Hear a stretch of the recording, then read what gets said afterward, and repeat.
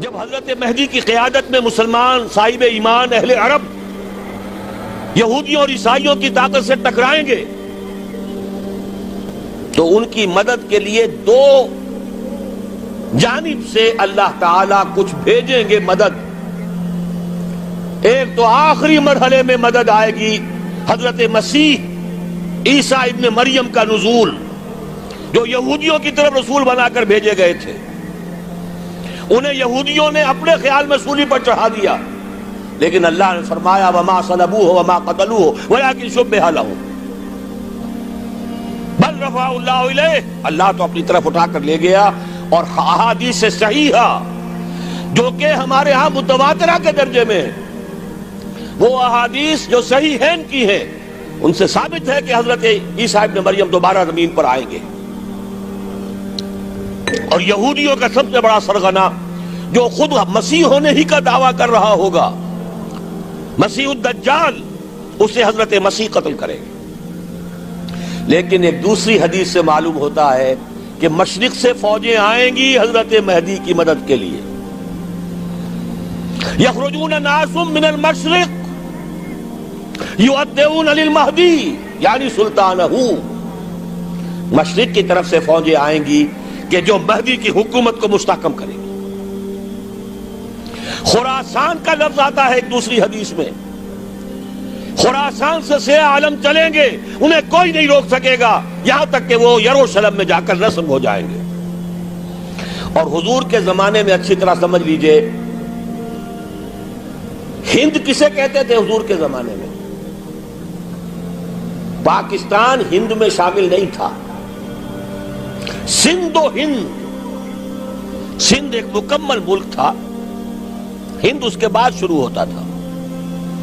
یہ راجپوتانے کا اور تھر کا ڈیزرٹ جو ہے، اس سے آگے جو ہندوستان ہے وہ ہند تھا.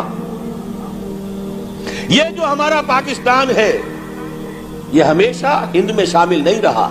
حضور کے زمانے میں بالخصوص سندھ و ہند، دریائے سندھ چلا آ رہا ہے.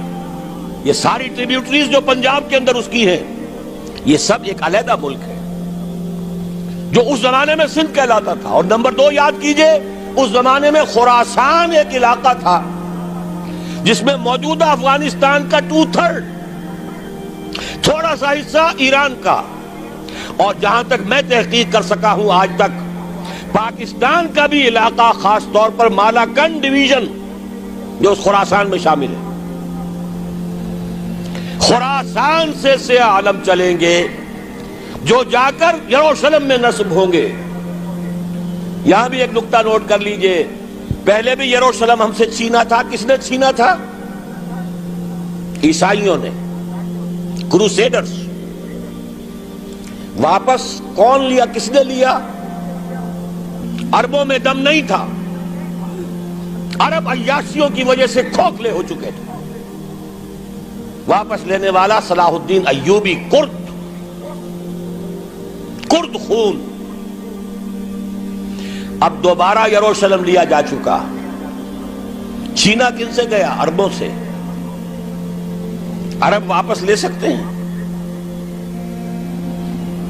کوئی اندیشہ اگر ہو سکتا تھا عراق کے بارے میں کہ شاید اس کے ایٹمک دانت نکل آئے، جو سازش کی گئی، جس طرح اس احمق اور پاگل صدام حسین کو دام میں پھنسایا گیا. صدام 100 جال، دام کہتے ہیں جال کو، 100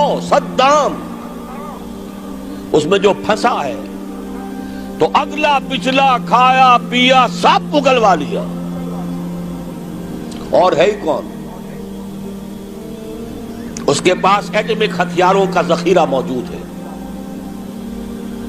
اور کسی کے وہ ایٹمک دانت بھی نکلنے نہیں دے رہے. پاکستان کے اوپر کتنا دباؤ، اور ہمیں نہیں پتا کتنا کچھ دباؤ قبول کیا جا چکا.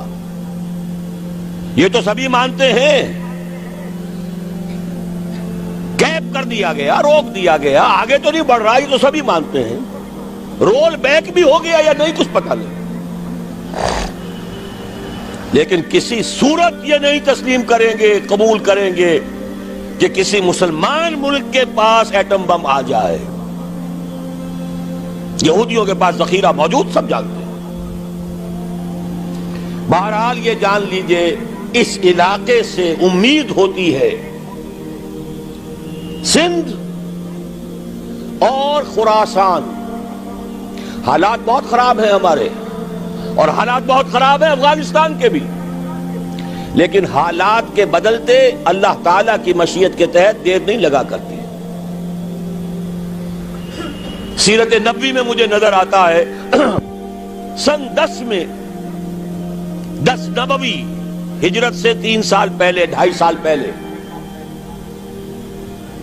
کہیں سے کوئی امید کی کرن نظر نہیں آتی تھی کہ عرب میں اسلامی حکومت قائم ہو جائے گی. 10 برس ہو چکے محمد الرسول اللہ کو دعوت دیتے ہوئے، اور ابھی تک بمشکل 125 آدمی ہے. اپنے بل پر اپنے طاقت پر مکے میں رہ بھی نہیں سکتے.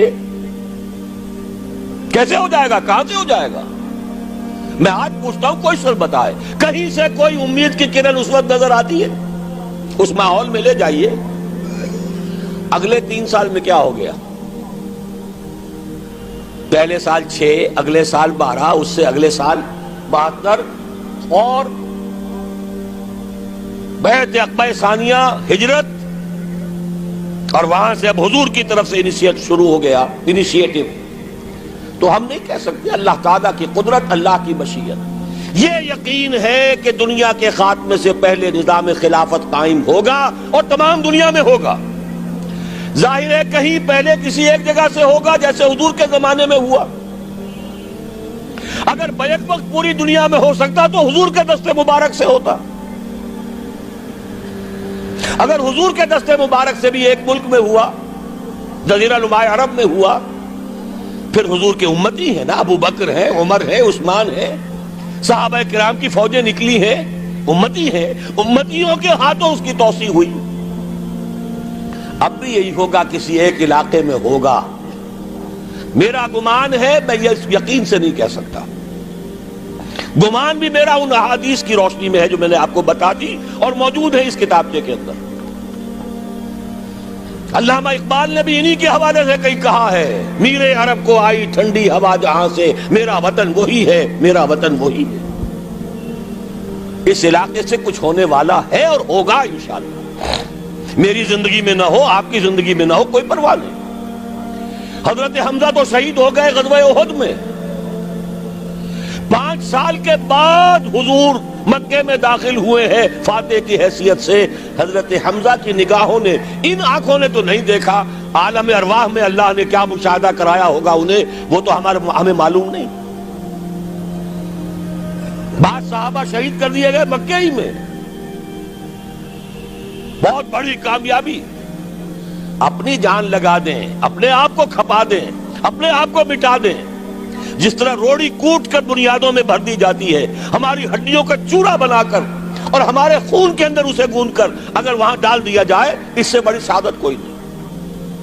اس پر تعمیر ہو خلافت علی منہاج النبوہ کی، ہم اس کی بنیاد کے اندر دفن ہو جائیں، یہی بہت بڑی سعادت ہے. لیکن یہ ہوگا. میں نے عرض کیا تھا کہ یقین ہے مجھے کہ ہوگا، اور ہر صاحب ایمان کو یقین ہونا چاہیے کہ ہوگا. باقی یہ کہ یہ آثار ہیں اور احادیث بھی ہیں، اور 400 برس کی تاریخ بھی بتاتی ہے کہ یہیں سے ہوگا. 1000 برس تک سارے مجددین امت عالم عرب میں پیدا ہوئے. 11ویں صدی کا مجدد اعظم شیخ احمد سرہندی کہاں دفن ہے؟ سرہند میں، ہندوستان میں. 12ویں صدی کا مجدد اعظم شاہ ولی اللہ دہلوی کہاں دفن ہے؟ دہلی میں. 13ویں صدی کا مجدد اعظم سید احمد بریلوی، ان کی تو قبر بھی معلوم نہیں، لیکن ان کا خون جذب ہوا دریائے کنہار میں، اور ان کے سینکڑوں ساتھیوں کی لاشیں اس بالا کوٹ کے مقام پر. 14ویں صدی کے مجدد اعظم شیخ الہند، لیکن ان کے ساتھ ساتھ اتنے اعظم رجال علامہ اقبال جیسا مفکر، مولانا مودودی جیسا مصنف، مولانا الیاس جیسا مبلغ کہیں اور ہمیں دکھا دیجئے آپ۔ میں کل کہیں عرض کر رہا تھا، دیکھیے پہلے جو 1000 برس تک ہر خیر ہندوستان میں باہر سے آ رہا تھا۔ معین الدین اجمیری باہر سے آ رہے ہیں،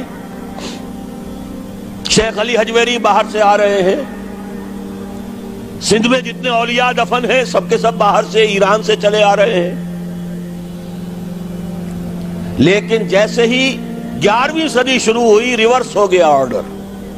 اب سلسلہ مجددیہ نقشبندیہ اب ہندوستان سے نکل کر پھیل رہا ہے۔ پورا افغانستان، پورا ترکستان، تمام یہ ترک ریاستیں جو آزاد ہوئی ہیں ابھی USSR کے خاتمے کے بعد، یہاں تک کہ سائپرس، جزیرہ قبرص، پورا ترکی جو اب بھی ہے موجودہ ترکی، سلسلہ مجددیہ نقشبندیہ کہاں سے چلا؟ ہندوستان سے پھیل گیا پورے عالم اسلام۔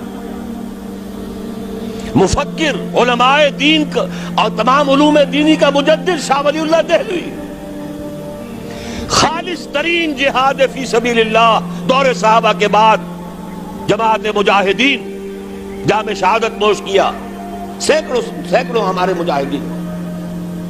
پھر 14ویں صدی میں اقبال جیسا مفکر، مودودی جیسا، دوبارہ دوہرا رہا ہوں، مصنف، مولانا الیاس جیسا مبلغ مجھے تو کہیں نظر نہیں آتا۔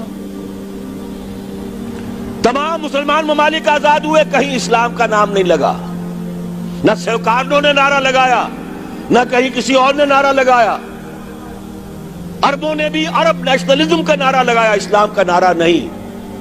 تحریک پاکستان میں نعرہ لگا، پاکستان کا مطلب کیا؟ لا الہ الا اللہ۔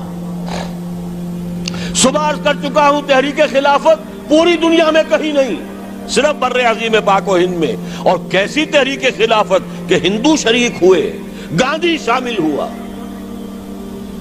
پورے ہندوستان کو جس نے گنجا دیا۔